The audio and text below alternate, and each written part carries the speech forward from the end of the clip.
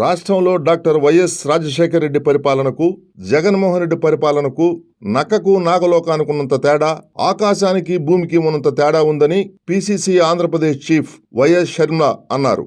YSR party అంటే మహానుభావుడు వైఎస్ఆర్ కాదని, వై అంటే వైవి సుబ్బారెడ్డి, ఎస్ అంటే సాయిరెడ్డి అంటే విజయసాయిరెడ్డి, ఆర్ అంటే రామకృష్ణారెడ్డి సజ్జల అని ఎద్దేవా చేశారు. ఆంధ్రప్రదేశ్ రాష్ట్ర కాంగ్రెస్ కమిటీ అధ్యక్షులుగా బాధ్యతలు స్వీకరించిన వైఎస్ షర్మిల ప్రకాశం జిల్లా పర్యటన సూపర్ సక్సెస్ అయింది. 2014 సంవత్సరం తర్వాత కాంగ్రెస్ పార్టీ కేడర్లో గాని, నాయకుల్లో గాని ఇంత అద్భుతమైన జోష్ కనపడలేదు. మద్దిపాడులోని ఓ ప్రైవేట్ గెస్ట్ హౌస్ లో బస చేసిన పిసిసి చీఫ్ షర్మిల గుళ్లకమ్మ ప్రాజెక్టు సందర్శన అనంతరం ఒంగోలులోని విష్ణుప్రియ కన్వెన్షన్ హాల్లో ఏర్పాటు చేసిన కాంగ్రెస్ కార్యకర్తల సమావేశానికి బయలుదేరారు. దారి పొడవునా కాంగ్రెస్ కార్యకర్తలు షర్మిలకు బ్రహ్మరథం పట్టారు. అనంతరం జరిగిన సమావేశంలో వైఎస్ షర్మిల జగన్ ప్రభుత్వంపై నిప్పులు చెరిగారు. తెలుగుదేశం హయాంలోనూ రాష్ట్రానికి అన్యాయం జరిగిందని విమర్శించారు. బీజేపీకి ఆంధ్రప్రదేశ్లో తప్ప ఇతర రాష్ట్రాల్లో భారతీయ జనతా పార్టీ అనే పేరున్న ఆంధ్రప్రదేశ్లో మాత్రం బి అంటే బాబు, జే అంటే జగన్, పి అంటే పవన్ అంటూ చెలోక్తులు విసిరారు. షర్మిలమ్మ ప్రసంగం యావత్తు రాజశేఖర రెడ్డిని తలపించేలా ఉందంటూ కార్యకర్తలు, నాయకులు ఆనందోత్సాహాలు వ్యక్తం చేశారు. ఫీజు రియంబర్స్మెంట్ గురించి రాజశేఖర రెడ్డి తరచుగా చెప్పే మాట అంటూ రాజశేఖర రెడ్డి ప్రసంగంలో పాఠాన్ని అభినయించి చూపించారు. కాంగ్రెస్ క్యాడర్ కేరింతలు కొట్టారు. సమావేశంలో కాంగ్రెస్ అగ్ర నాయకులు జేడి శీలం, సిరివెళ్ల ప్రసాద్, రఘువీరారెడ్డి, జిల్లా కాంగ్రెస్ అధ్యక్షుడు యదా సుధాకర్ రెడ్డి, శ్రీపతి ప్రకాష్, యువజన కాంగ్రెస్ నాయకుడు శ్రీపతి సతీష్ తదితరులు పాల్గొన్నారు.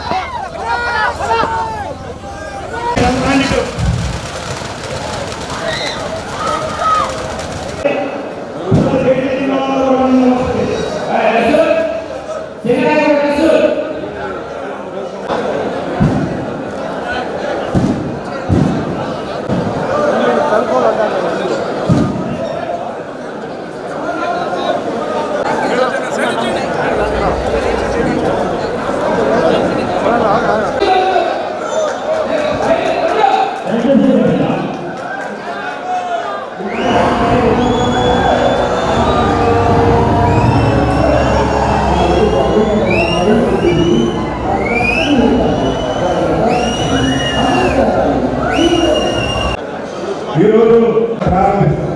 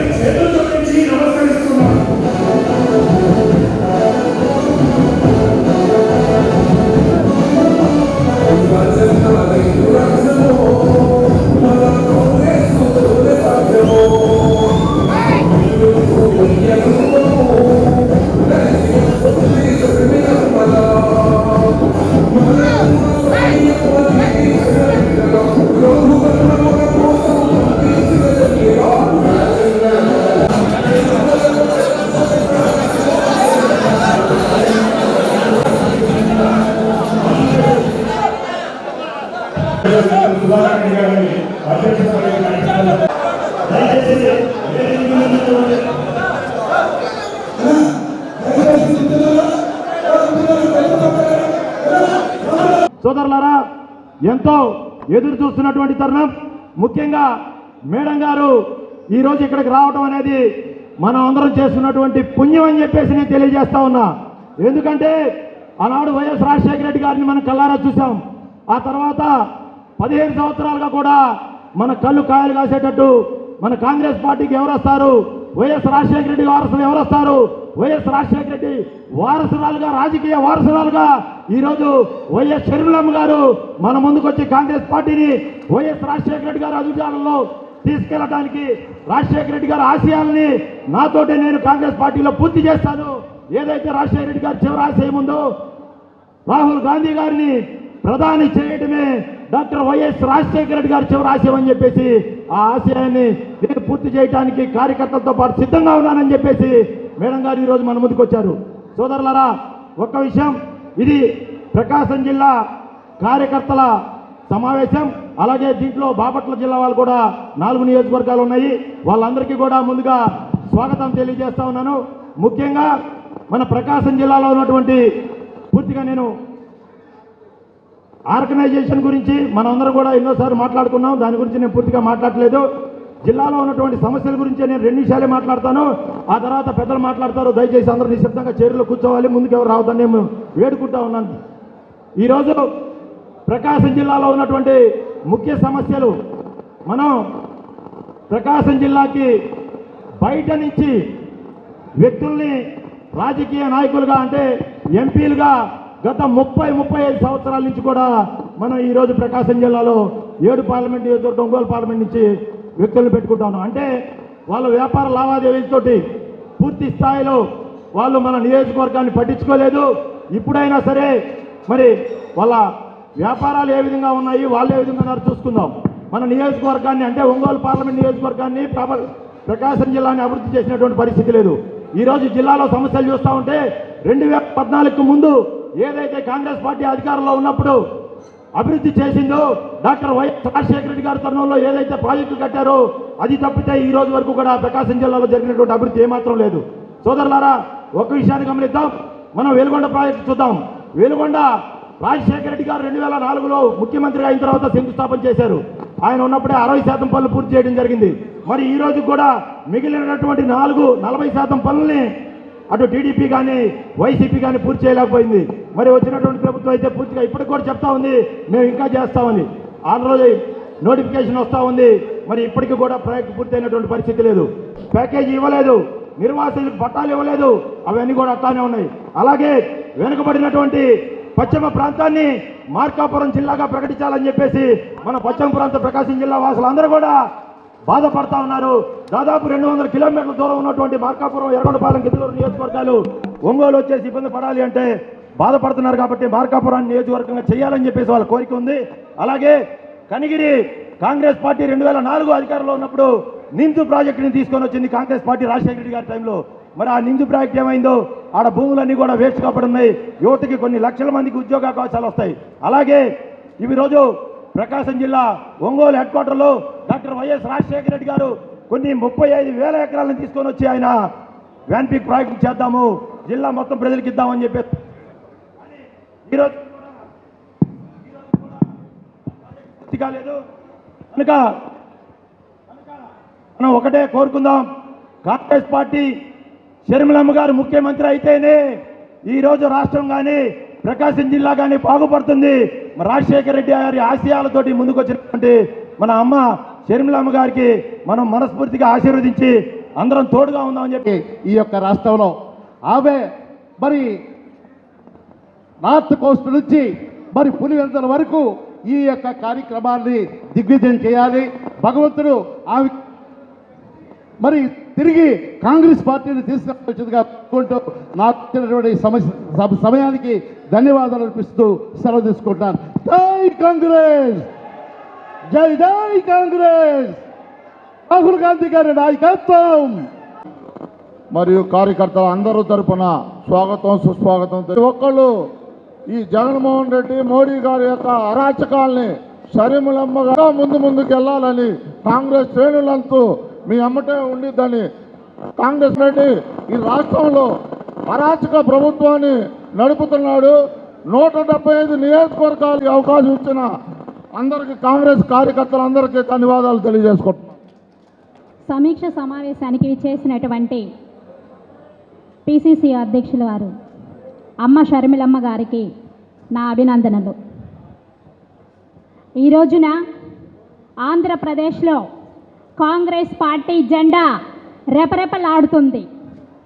రానున్న రోజుల్లో రాజన్న రాజ్యం ఖచ్చితంగా ఈ రాష్ట్రంలో వస్తుంది అనటానికి రాజన్న బిడ్డ అమ్మ మన షర్మిలమ్మ ఈ రోజున ఒక ఆడపులిలాగా ఈ రాష్ట్రానికి ఎక్కడ చూసినా కానీ ప్రతిపక్షంలో అధికారంలో ఉన్నటువంటి వాళ్ళకి సవాళ్ళు విసురుతూ ఈ రాష్ట్ర అభివృద్ధి గురించి మాట్లాడుతుంది అంటే ఇక్కడున్న మనందరి కోసమే. అన్నా జగనన్న ఇక్కడుంది ఎవరు అనుకుంటున్నారు? పులి బిడ్డ, మా ఒంగోలు కాంగ్రెస్ ఆ గడ్డ గుర్తుపెట్టుకోండి. రానున్న రోజుల్లో మా కాంగ్రెస్, మా షర్మిలమ్మ ఆధ్వర్యంలోనే కాంగ్రెస్ జెండా రెపరెపలాడుతుంది. ఎస్సీ, ఎస్టీ, బీసీ, మైనారిటీ అందరము కూడా మన అమ్మ ఆధ్వర్యంలో కాంగ్రెస్ పార్టీని ఖచ్చితంగా అధికారంలోకి తీసుకురావడానికి మనందరం ముందెళ్దాం. మన ప్రకాశం జిల్లాలో ఉన్న ప్రతి ఒక్కళ్ళకి అమ్మక అండ మనకందరికీ ఉంటుందని తెలియజేస్తూ ఈ అవకాశాన్ని ఇచ్చినందుకు వందనాలు తెలియజేసుకుంటున్నాం. 20 సంవత్సరాలు మానవ హక్కుల మీద పనిచేసిన కార్యకర్తగా, మరి ముఖ్యంగా క్రైస్తవ కుటుంబంలో పుట్టి పెరిగిన వ్యక్తిగా ఈ మధ్యకాలంలో వైసీపీ నాయకులు మాట్లాడేటువంటి దిగజారుడు మాటలు నేను మాట్లాడలేను, కానీ ఒక్క మాట నాకు అనాలనిపిస్తూ ఉంది.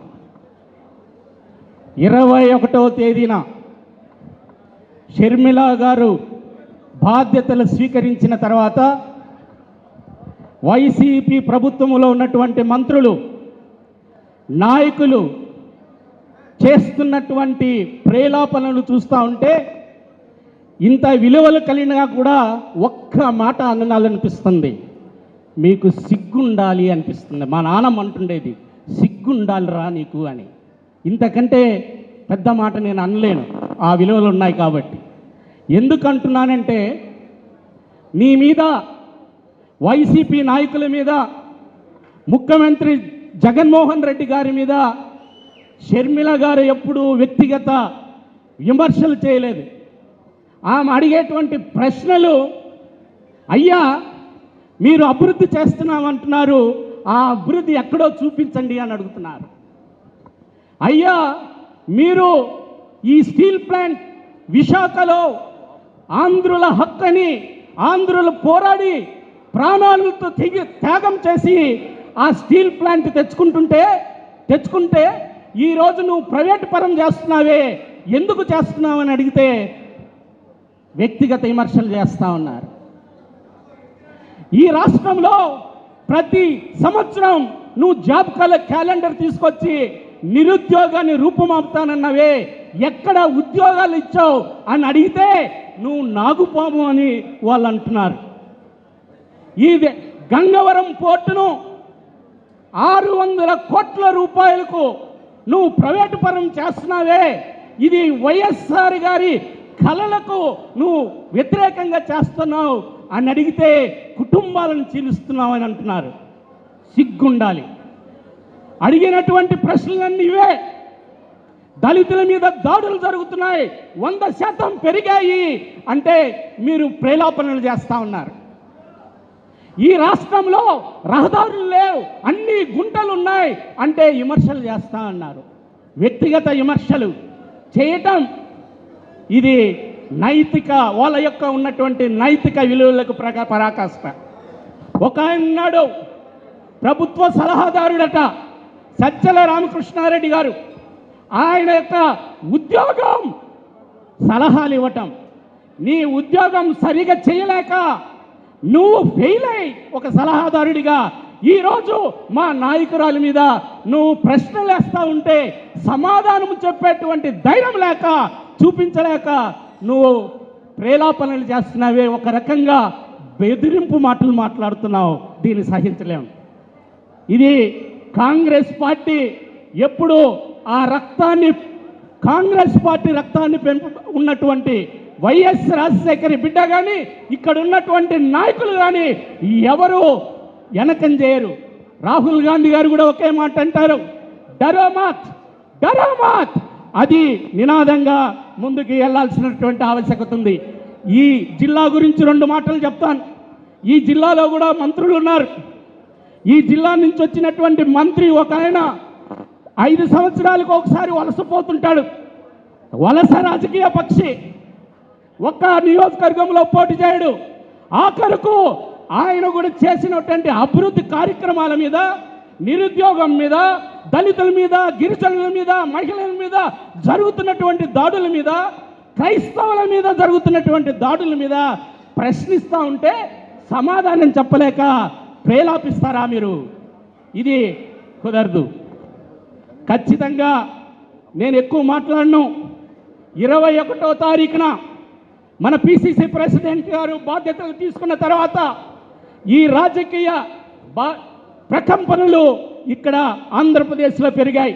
ఒకే ఒక మాట, ఎప్పుడూ 175 నియోజకవర్గాలు, వై నాట్ 175 అనేటువంటి ముఖ్యమంత్రి 3-4 రోజుల క్రితం సంతోషంగా దిగిపోతానంటున్నాడు. ఇది ఈ ప్రకంపనలు. ఇది కాంగ్రెస్ పార్టీకి, ఇక్కడ ఉన్నటువంటి నాయకులకు, నాయకురాలకి ఉండేటువంటి ధైర్యం, వాస్తవాలను ప్రజల ముందుకు తీసుకెళ్ళమని ఒక గొప్ప నేరేషన్ ఇచ్చారు పిసిసి ప్రెసిడెంట్ గారు. మన రాజకీయ పయనానికి ఒక దారి ఆ రోజు వేయటం జరిగింది. ప్రతి మీటింగ్లో చాలా స్పష్టంగా కాంగ్రెస్ పార్టీ యొక్క ఆలోచన విధానాన్ని తీసుకొని చెప్పడం జరుగుతూ ఉంది. వాటన్నిటినీ మనం ప్రజల్లోకి తీసుకెళ్ళాలి. ప్రతి ఒక్కరి గుండె తట్టి లేపి, అమ్మా అయ్యా ఇక్కడ నువ్వు నమ్మి ఓటేశావు, దళితులు క్రైస్తవులు, గిరిజనులు, మహిళలు నమ్మి ఈ జగన్మోహన్ రెడ్డికి, వైసీపీకే ఈ ఓటేయటం జరిగింది. ఏ విధంగా వారి యొక్క జీవితాలు విచ్ఛిన్నమయ్యాయో, రాజకీయ ఆర్థిక వ్యవస్థ మీద దాడులు జరిగాయి. నాకు ఒకటే గుర్తొస్తూ ఉంటుంది, రోజుల్లో ఒక స్లోగన్ ఉండేది, ఇదేమి రాజ్యం, ఇదేమి రాజ్యం, దొంగల రాజ్యం, దోపిడీ రాజ్యం అని. ఆ స్లోగన్ కూడా గుర్తొస్తూ ఉంది. దీని అన్నిటికీ మనం చరమాంక గీతం పాడాలి.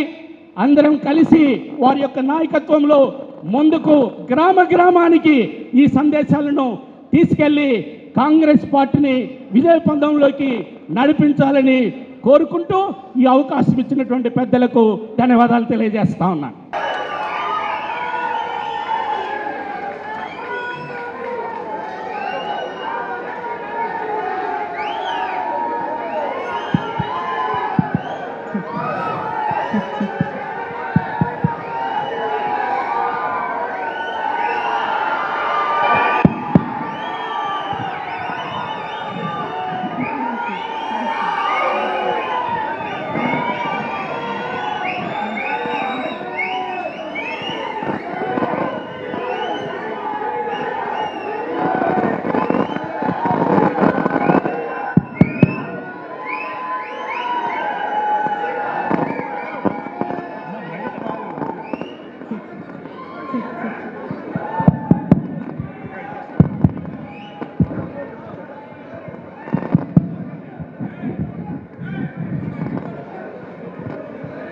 చెక్.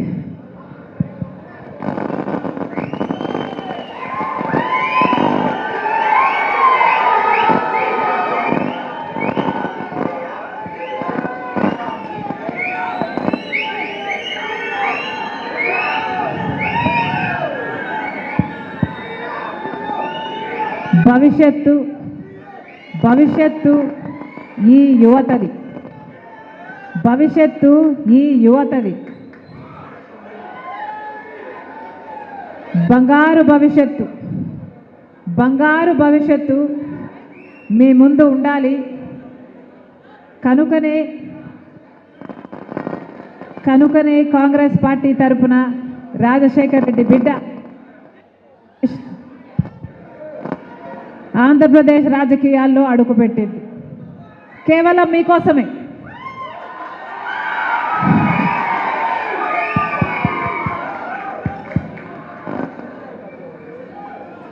కేవలం ఆంధ్రప్రదేశ్ రాష్ట్ర ప్రజలకు మేలు చేయడానికి ఇప్పుడున్న ప్రభుత్వాలు, ఇక్కడున్న పార్టీలు, అటు టీడీపీ అయినా వైసీపీ అయినా బీజేపీకి బానిసలుగా మారి మన యువత భవిష్యత్తును, మన రాష్ట్ర భవితను తాకట్టు పెట్టారు. కాబట్టే రాజశేఖర్ రెడ్డి బిడ్డ ఈరోజు ఆంధ్రప్రదేశ్ రాజకీయాల్లో అడుగుపెట్టాల్సి వచ్చింది.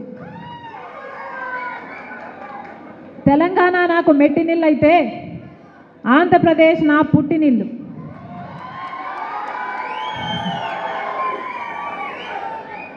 ఆంధ్రప్రదేశ్ ప్రజల పట్ల రాజశేఖర్ రెడ్డి బిడ్డకు ఒక భారం ఉంది, బాధ్యత కూడా ఉంది. రాజశేఖర్ రెడ్డి గారు తెలుగు ప్రజలందరినీ సమానంగా ప్రేమించారు. ఆ రాజశేఖర్ రెడ్డి బిడ్డను నేను. పులి కడుపున పులే పుడుతుంది.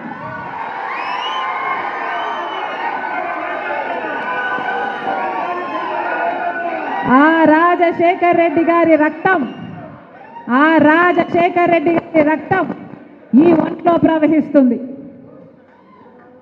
అందుకే ఆ రాజశేఖర్ రెడ్డి బిడ్డ, వైఎస్ రాజశేఖర్ రెడ్డి బిడ్డ, ఈ వైఎస్ షర్మిల ఆంధ్ర రాష్ట్ర ప్రజలకు మళ్ళీ న్యాయం జరగాలని, ఆ రాజశేఖర్ రెడ్డి బిడ్డ, ఈ వైఎస్ షర్మిల ఆంధ్ర రాష్ట్ర ప్రజలకు ప్రత్యేక హోదా రావాలని, పోలవరం ప్రాజెక్టు రావాలని, బిడ్డలకు ఉద్యోగాలు రావాలని, ఈ ప్రజలకు మేలు జరగాలనే ఈరోజు రాజశేఖర్ రెడ్డి బిడ్డ ఆంధ్రప్రదేశ్ రాజకీయాల్లోకి అడుగుపెట్టింది. ముప్పేటి దాడి చేస్తున్నారు నా మీద, అన్ని వైపుల నుంచి దాడి చేస్తున్నారు నా మీద. నా సొంత వాళ్ళు అనుకొని 3800 కిలోమీటర్ల పాదయాత్ర చేశాను. నా బిడ్డలను, నా ఇంటిని పక్కన పెట్టి వైసీపీ పార్టీని ఒకప్పుడు నా భుజస్కంధాల మీద వేసుకొని నిలబెట్టాను.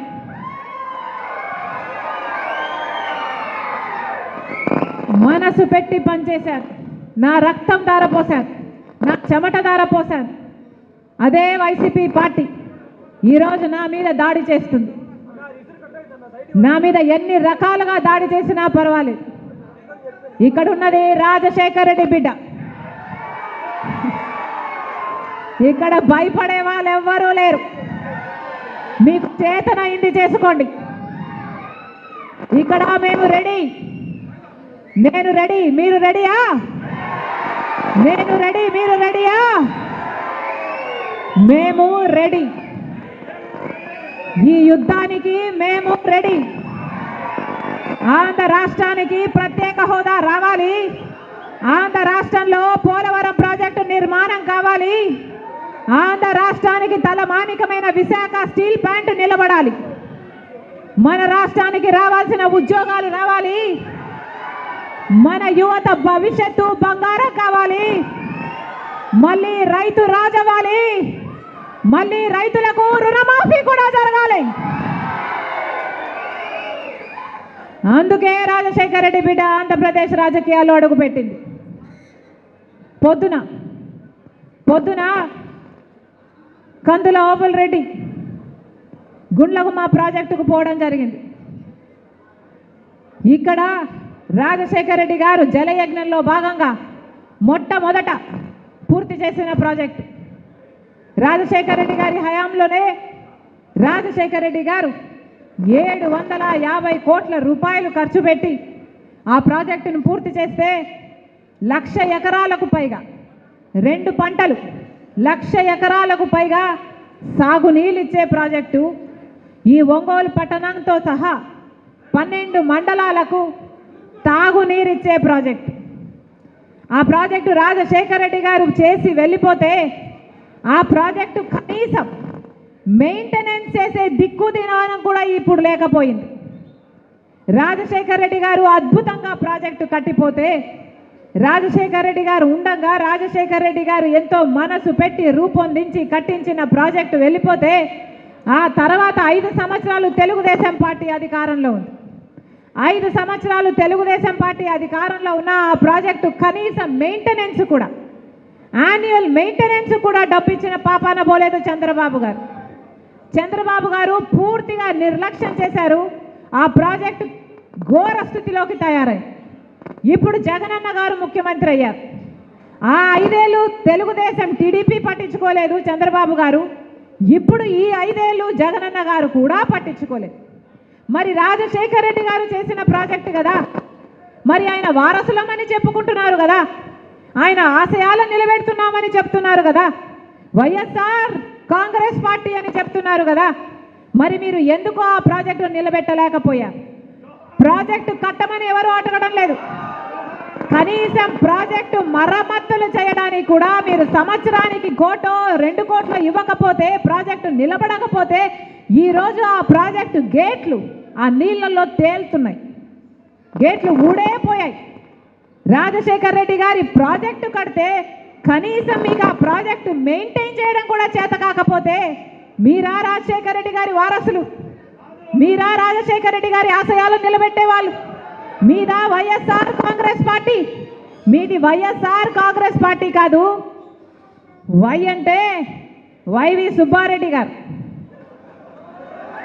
ఎస్ అంటే సాయిరెడ్డి గారు, ఆర్ అంటే రామకృష్ణ, సజ్జల రామకృష్ణ గారు. ఇలా తయారయ్యింది ఈరోజు వైఎస్ఆర్ కాంగ్రెస్ పార్టీ. దీంట్లో వైఎస్ఆర్ గారు లేరు. ఇది జగన్ రెడ్డి పార్టీ, ఇది నియంత పార్టీ, ఇది ప్రజలను పట్టించుకోని పార్టీ, ప్రజా సమస్యలను పట్టించుకోని పార్టీ, ప్రజల ప్రయోజనాలను తాకట్టు పెట్టి బీజేపీకి బానిస అయిన పార్టీ. రాజశేఖర రెడ్డి గారి ఒక్క ఆశయమైనా నిలబెట్టారా? ఒక్క ఆశయమైనా నిలబెట్టారా? వెలుగొండ ప్రాజెక్టు రాజశేఖర రెడ్డి గారు ఎంతో కోరుకున్న ప్రాజెక్టు, ఎంతో 4,50,000 ఎకరాలకు నీళ్ళు ఇచ్చే ప్రాజెక్టు. ఒక్క ఈ జిల్లాకే కాదు, పక్కన కర్నూలు కడపకు కూడా నీళ్ళు ఇచ్చే ప్రాజెక్టు, 45 టీఎంసీల సామర్థ్యం ఉన్న ప్రాజెక్టు. రాజశేఖర రెడ్డి గారు 60% పనులు పూర్తి చేసి పోతే ఆ తర్వాత చంద్రబాబు గారు కనీసం తట్టెడు మట్టెడు తీసిపోసాడా? 5 సంవత్సరాలు చంద్రబాబు గారు ముఖ్యమంత్రిగా ఉంటే వెలుగొండ ప్రాజెక్టు ఒక్క అడుగు కూడా ముందుకు వేయలేదు. ఆ తర్వాత జగనన్న గారు ముఖ్యమంత్రి అయ్యారు. ముఖ్యమంత్రి కాకముందు చెప్పిన మాట వెలుగొండ ప్రాజెక్టు నేను పూర్తి చేస్తాను అని. మరి 5 సంవత్సరాలు అవుతుంది, వెలుగొండ ప్రాజెక్టు పూర్తయిందా? వెలుగొండ ప్రాజెక్టు పూర్తయిందా? పూర్తి కాలేదు. ఇక్కడ నిమ్స్ ఇండస్ట్రియల్ కారిడార్ ఏర్పాటు చేయాలనుకున్నాడు రాజశేఖర రెడ్డి గారి తర్వాత ప్రభుత్వం 2012లో అప్పుడున్న కాంగ్రెస్ ప్రభుత్వం 3 లక్షల మంది యువతకు ఉద్యోగాలు ఇచ్చే ప్రాజెక్టు, అద్భుతంగా 4000 ఎకరాలలో అద్భుతంగా చేయాలనుకున్న ప్రాజెక్టు. ఆ తర్వాత ఎవరూ పట్టించుకోలేదు. జగన్మోహన్ రెడ్డి గారు ముఖ్యమంత్రి కాకముందు 2019లో దాన్ని పూర్తి చేస్తానని చెప్పిన వాడు ఇప్పటి వరకు కనీసం ఒక్క ప్రాజెక్ట్ అయినా వచ్చిందా? ఒక్క ఇండస్ట్రీ అయినా వచ్చిందా? ఒక్క ఉద్యోగం అయినా వచ్చిందా? లేదు. జిల్లాకు ఒక ఎయిర్పోర్ట్ అన్నారు, దానికి ఒక పథకం కూడా పేరు పెట్టారు. జిల్లాకు ఒక ఎయిర్పోర్ట్ కట్టి బోయింగ్లు కూడా దింపుతామన్నారు. ఏమైంది? కనిపిస్తున్నాయా? గాలికి పోయింది. మరి ఏం చేసినట్టు? రాజశేఖర రెడ్డి గారి ఆశయాలు ఎక్కడ నిలబెట్టినట్టు? రాజశేఖర రెడ్డి గారు రైతును రాజును చేశాడు. రాజశేఖర రెడ్డి గారి హయాంలో వ్యవసాయం పండగ అయింది. రాజశేఖర రెడ్డి గారు రుణమాఫీ చేశాడు. రాజశేఖర రెడ్డి గారు రైతుకు ఏ కష్టం వచ్చినా పెట్టుబడి ధరను తగ్గించాడు, రాబడిని పెంచాడు. రాజశేఖర రెడ్డి గారు ముఖ్యమంత్రిగా ఉన్నప్పుడు ఇన్పుట్ సబ్సిడీ ఉండే, విత్తనాల మీద సబ్సిడీ ఉండే, డ్రిప్పుల మీద సబ్సిడీ ఉండే, ఇంప్లిమెంట్స్ మీద సబ్సిడీ ఉండే. ఇప్పుడు ఏదైనా ఉన్నాయా? రైతులకు రుణమాఫీ కాదు కదా, రైతులు మొత్తం అప్పుల పాలైపోయారు. అప్పు లేని రైతున్నాడా? అసలు వ్యవసాయం దండగా అనే పరిస్థితికి ఇప్పుడు వచ్చింది అంటే దానికి కారణం పాలకులు కాదా? రాజశేఖర రెడ్డి గారు రైతుల కోసం అన్ని పథకాలు పెడితే ఇన్పుట్ సబ్సిడీ ఉందా? విత్తనాల మీద సబ్సిడీ ఇప్పుడు ఉందా? డ్రిప్ మీద సబ్సిడీ ఇప్పుడు ఉందా? కనీసం పంట నష్టపోతే పంట నష్టపరిహారమైనా ఉందా? రాజశేఖర రెడ్డి గారు ఆ రోజు పంట నష్టపోతే ఎంత అద్భుతంగా ఇచ్చాడు, కానీ ఇప్పుడు అవి ఏవీ లేవు. మరి ఇదా రాజశేఖర రెడ్డి గారి సంక్షేమ పాలన? రాజశేఖర రెడ్డి గారి సంక్షేమ పాలనకు జగనన్న పాలనకు నక్కకు నాగలోకానికి ఉన్నంత తేడా ఉంది. ఆకాశానికి భూమికి ఉన్నంత తేడా ఉంది. రాజశేఖర రెడ్డి గారికి ఈ యువత అంటే చాలా ప్రాణం. రాజశేఖర రెడ్డి గారు మీరు బాగా చదువుకోవాలి, మంచి ఉద్యోగాలు చేయాలి అని మనస్ఫూర్తిగా కోరుకొని ఫీజు రీయింబర్స్మెంట్ ప్రవేశపెట్టాడు. రాజశేఖర రెడ్డి గారు చెప్పిన డైలాగ్ ఒకటి చెప్తా. మీరు ఏది కావాలంటే అది చదువుకోండి, మీరు డాక్టర్ అవుతారా, మీరు ఇంజనీర్ అవుతారా, మీరు ఎంపీఏ చేస్తారా, మీరు ఎంసీఏ చేస్తారా, మీరు ఏది కావాలంటే అది చదువుకోండి, ప్రభుత్వమే ఉచితంగా చదివిస్తుంది అన్నాడు.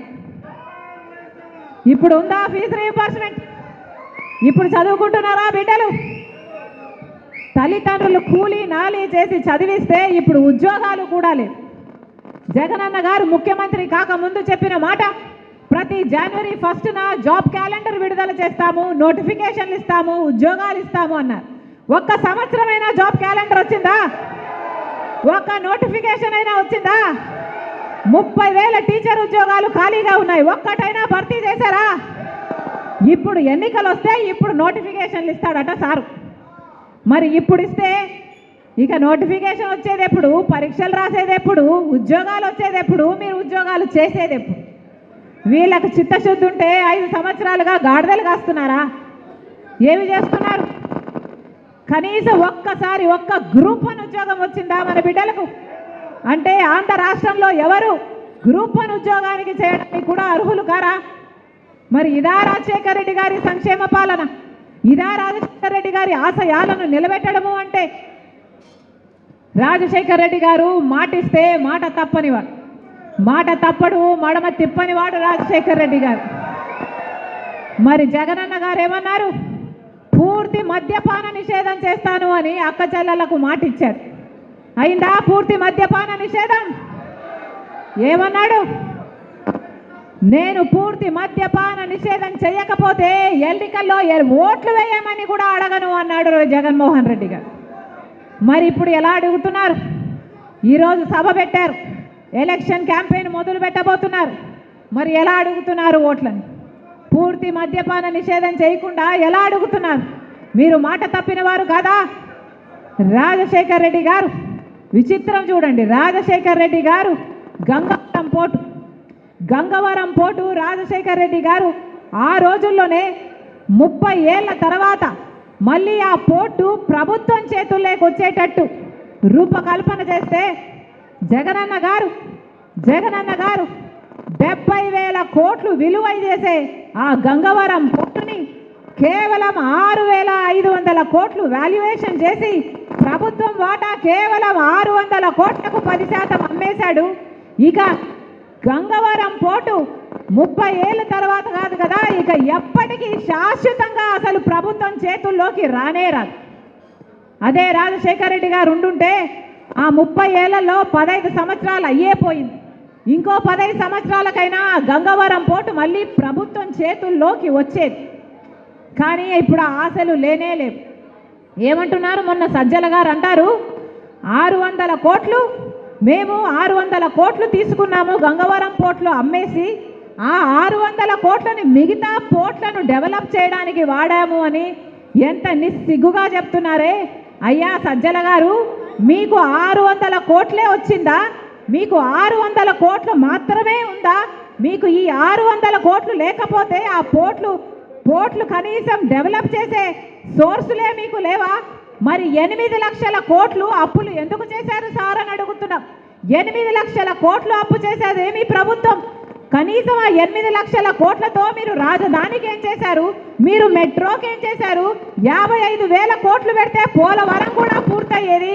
మరి 8 లక్షల కోట్లు అప్పులు చేసి ఏదీ చేయకుండా గంగవరం పోర్టులో 600 కోట్లు వస్తేనట ఆ 600 కోట్లతో మిగతా పోర్ట్లను డెవలప్ చేశారట. అర్థం పర్థం ఉందా మీరు చెప్తున్న మాటలకి? రాష్ట్ర ప్రజలు చూస్తున్నారు. పరిపాలన ఎవరు చేస్తున్నారో చూస్తున్నారు, ఎలా చేస్తున్నారో చూస్తున్నారు. అందుకే చెప్తున్నా, మీ అందరూ కాంగ్రెస్ కార్యకర్తలు, ఇది ఎలక్షన్ల టైం. ఈ ఎలక్షన్ల టైంలో ఒక్కొక్క కాంగ్రెస్ కార్యకర్త ఒక్కొక్క సైన్యంగా మారాలి. నేను చెప్తున్నది ఒక్కొక్క కాంగ్రెస్ కార్యకర్త ఒక్కొక్క సైనికుడిగా మారమని కాదు, ఒక్కొక్క కాంగ్రెస్ కార్యకర్త ఒక్కొక్క సైన్యంలా మారాలి. ఎంతమంది దగ్గరికి పోగలిగితే అంతమంది దగ్గరికి, ప్రతి గడప తట్టాలి, ప్రతి తలుపు తట్టాలి, ఎంతమందిని వీలైతే అంతమందిని కలవాలి, ఎన్ని సంఘాలను వీలైతే అన్ని సంఘాలను కలవాలి. ఎంతమంది ప్రజలకు మనం చెప్పగలిగితే అంతమంది ప్రజలకు మనము చెప్పాలి. ఇక్కడ ఇక్కడ ఉన్నది వైసీపీ ప్రభుత్వం, ఇక్కడ ప్రతిపక్షంలో ఉన్నది టీడీపీ. ఇక్కడ అధికారంలో ఉన్న వైసీపీ అయినా ప్రతిపక్షంలో ఉన్న టీడీపీ అయినా ఈ 2 పార్టీలు బీజేపీకి తొత్తులుగా మారాయి, బీజేపీకి బానిసలుగా మారాయి. ఈ ఆంధ్ర రాష్ట్రంలో బీజేపీ ప్రభుత్వంకి ఒక్క ఎమ్మెల్యే టికెట్ ఇవ్వలేదు ఆంధ్ర రాష్ట్ర ప్రజలు, ఒక్క ఎంపీ టికెట్ కూడా ఇవ్వలేదు ఆంధ్ర రాష్ట్ర ప్రజలు. అయినా కూడా ఆంధ్ర రాష్ట్రాన్ని ఏలుతున్నది బీజేపీ. ఆంధ్ర రాష్ట్రం బీజేపీ వశమైపోయింది, కైవశమైపోయింది. ఎందుకంటే అటు అధికార పక్షమైన ప్రతిపక్షమైన బీజేపీకి బానిసలుగా మారారు. ఈరోజు ఆంధ్ర రాష్ట్ర ప్రజలను కూడా బానిసలుగా చేయాలని చూస్తున్నారు. రాజశేఖర్ రెడ్డి గారు బీజేపీకి పూర్తి వ్యతిరేకి. రాజశేఖర్ రెడ్డి గారు బీజేపీ కోసం ఎప్పుడు, బీజేపీ అంటే రాజశేఖర్ రెడ్డి గారికి పూర్తిగా వ్యతిరేకించాడు. ఎందుకంటే బీజేపీ ఒక మతతత్వ పార్టీ కాబట్టి, ఒక మతాన్ని అవమానించడం, ఇంకో మతాన్ని రెచ్చగొట్టడం, ఇదే బీజేపీకి తెలిసిన రాజకీయం. అందుకే రాజశేఖర్ రెడ్డి గారు బీజేపీని పూర్తిగా వ్యతిరేకించారు. కానీ ఆయన కొడుకై ఉండి కూడా ఈరోజు జగనన్న గారు బీజేపీ పార్టీకి బానిసగా మారారు. మన రాష్ట్రాన్ని కూడా బీజేపీ పార్టీకి బానిసలుగా చేయాలని చూస్తున్నారు. ఇటు జగనన్న గారైనా అటు తెలుగుదేశం టీడీపీ చంద్రబాబు గారైనా. అందుకే చెప్తున్నాం, మళ్ళొక్కసారి బీజేపీకి వేరే ప్రజెన్స్ అవసరం లేదు మన రాష్ట్రంలో.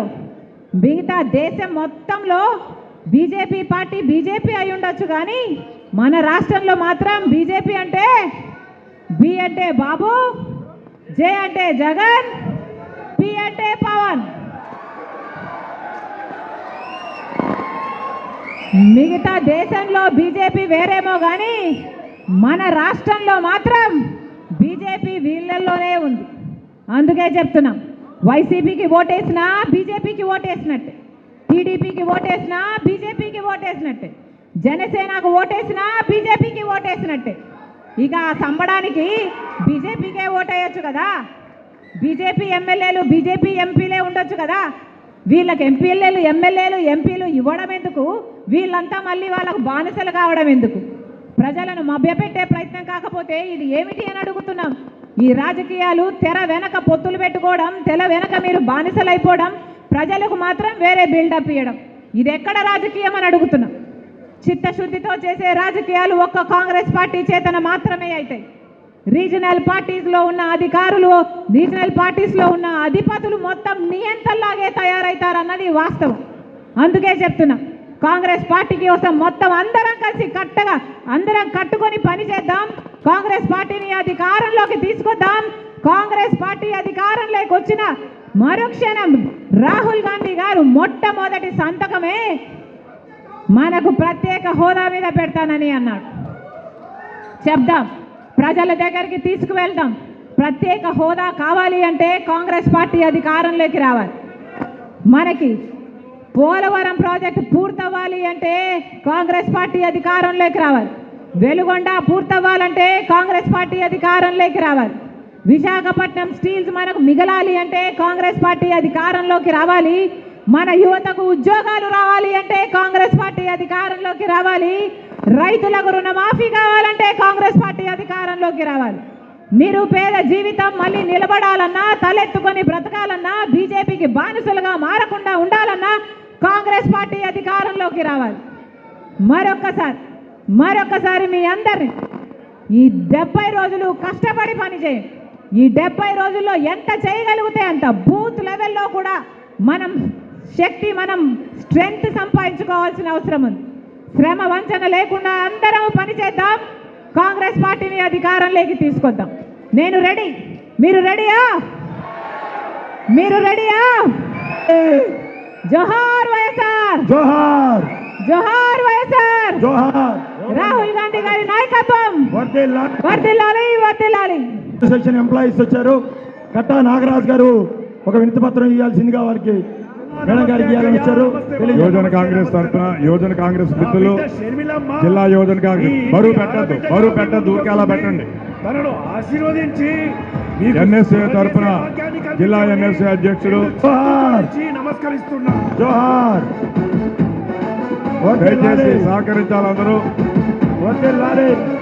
రాజన్న రైతు మన కాంగ్రెస్ జరగాలి. ఇంకా రిప్రజెంటేషన్స్ ఉన్నాయి. వివిధ సంఘాల పెద్దలు వచ్చారు, రిప్రజెంటేషన్స్ ఉన్నాయి. వాళ్ళందరూ కూడా కలుస్తారు. వేదిక మీదకి వచ్చి మిగిలిన వాళ్ళు సహకరించాలి.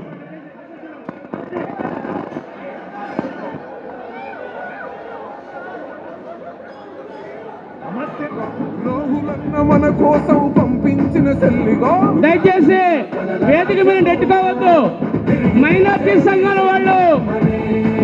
సంఘాల వాళ్ళు రిప్రజెంటేషన్ ఇచ్చారు. దయచేసి మైనార్టీ సోదరులందరూ కూడా మేడం గారికి రిప్రజెంటేషన్ ఇవ్వాల్సిందిగా కోరుతా ఉన్నాం. ముస్లిం మైనార్టీ సంఘాల వాళ్ళు మేడం గారికి రిప్రజెంటేషన్ ఇవ్వడానికి వచ్చారు. దయచేసి మేడం గారికి రిప్రజెంటేషన్ ఇవ్వాల్సింది కోరుతున్నాం. అయ్యా, ఎన్ఎస్యుఐ యూత్ కాంగ్రెస్ వాళ్ళు కొంచెం పక్క రావాలి ప్లీజ్. ఎన్ఎస్ఐ యూత్ కాంగ్రెస్ వాళ్ళు కొంచెం పక్క రావాలి. అమ్మా మైనార్టీ వాళ్ళు